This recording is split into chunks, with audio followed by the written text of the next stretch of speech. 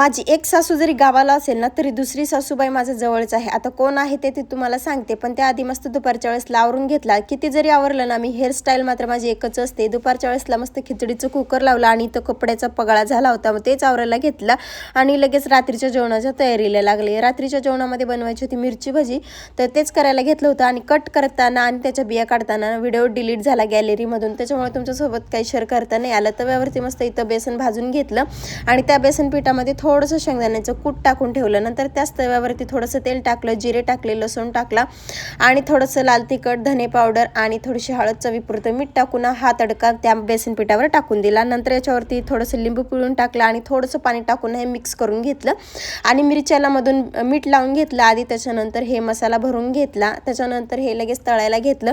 तसं दोन्ही कढया माझ्या ना भरलेल्या आहेत, त्याच्यामुळे मला तव्यावरतीच सगळं काही बनवावं लागत होतं, कारण स्वराजच्या पप्पाला लवकर जायचं होतं, जास्त टाईम होत होता. त्याच्यामुळे मी भजी बनवली आणि स्वराजच्या पप्पांनी त्याचा डबा भरून घेतला. त्याच्यानंतर ते कामाला गेले आणि आम्ही सगळ्यांनी जेवायला घेतलं. तर माझी सासू म्हणजे माझीच लेक आहे, जी मला सकाळी उशीर जरी झाला ना तर ती लवकर उठून मला म्हणते, बाहेर लाईट लागलाय मम्मी, तू आता झोपू नको, आता तू कामाला लाग, म्हणजे पप्पा येतील, तू लवकर स्वयंपाक बनवून घे.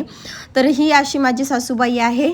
तर मस्त इथं जेवण करून घेतलं आणि आता ही मला म्हणते, तुम्हाला म्हणते की ही लाईक, शेअर, सबस्क्राईब करा आणि भेटूया पण अशाच एका नवीन व्हिडिओमध्ये. तोपर्यंत बाय.